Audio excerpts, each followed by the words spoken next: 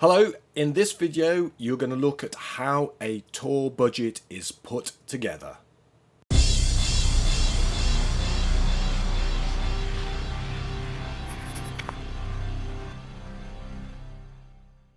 Hello, so in this video on the live music business you're going to look at tour budgeting and how a budget is put together. So the screen shows our map of what we're doing and looking at the live music business. The first half being live music management, how the deals are done, how the tour is routed. And the second half, which we're into now, is about the production part of it, how it all fits together once the tour routing has been put in place.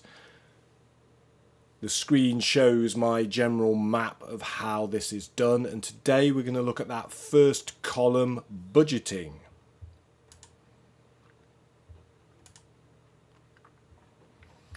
And I put there, can we afford to do it? And by we, I mean the artists. Our first consideration is the dates have been booked. Can we afford to actually play these shows? So someone is tasked with putting a budget together. The screen shows a reminder of what we've looked at so far. We've identified this touring period. Offers have come in, at some point it's been confirmed, yes, this tour is happening, and then someone puts the budget together, just make sure that we can afford to do it.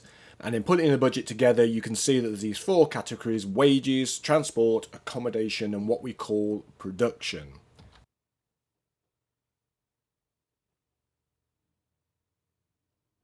And then the screen shows the process that someone like me, a concert tour manager, would go through to create the budget and submit it and make sure the funds are available for the artist then to go off on tour. And these are all artist costs. So our first category is wages, and this usually means your technician, sound, lights, video and backline. In the early stages of career, probably a tour manager and a front of house engineer, and that role may be combined. The screen shows some cheerful chaps going about their work, and the current rates of wages are $150 to $350 per touring day.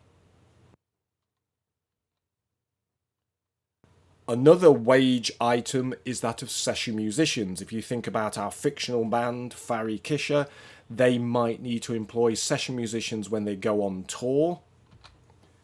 And the screen shows the artist Bonobo, who currently tours with 11 other musicians, and these people will all be charging him per show.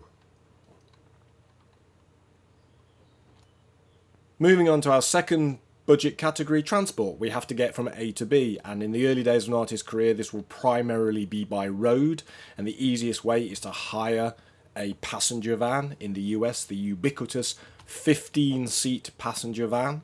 You take the back row of seats out and fill it with gear. Dangerous and illegal.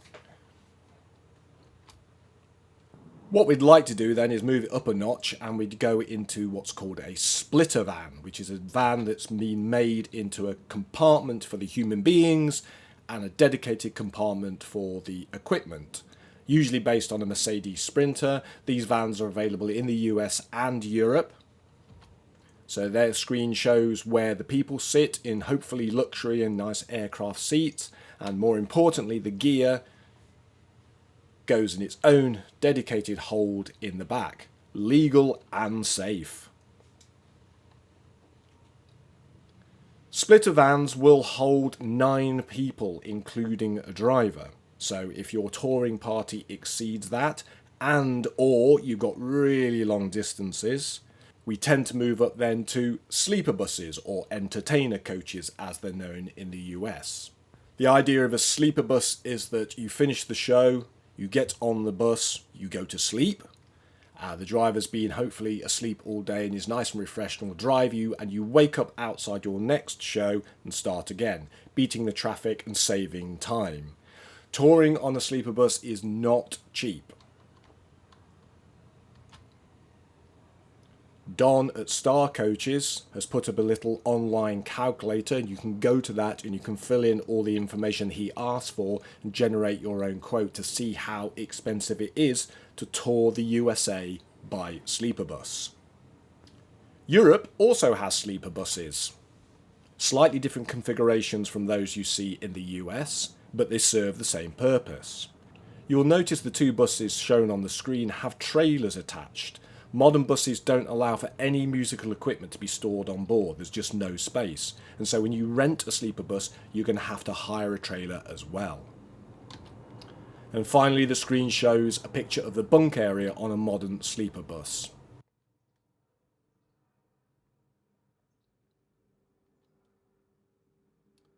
So that's road transport, and there are other modes of transport, air being the main one, and I'm not going to go into that now. Our third budget category is accommodation. You're going to need hotels, even if you're on a sleeper bus. In the US, it's customary for the driver to get a hotel room during the day, and if you're on a sleeper bus and you've got a day off, you probably don't want to spend it on that bus. The screen shows the various budget levels of accommodation available to touring bands and crew.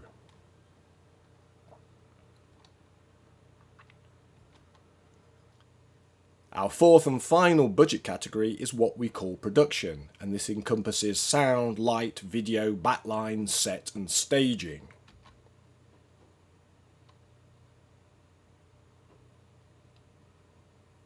As well as the sound and lights, there are other production expenses that the tour may accrue, including the tour manager's mobile phone and applying for visas and work permits.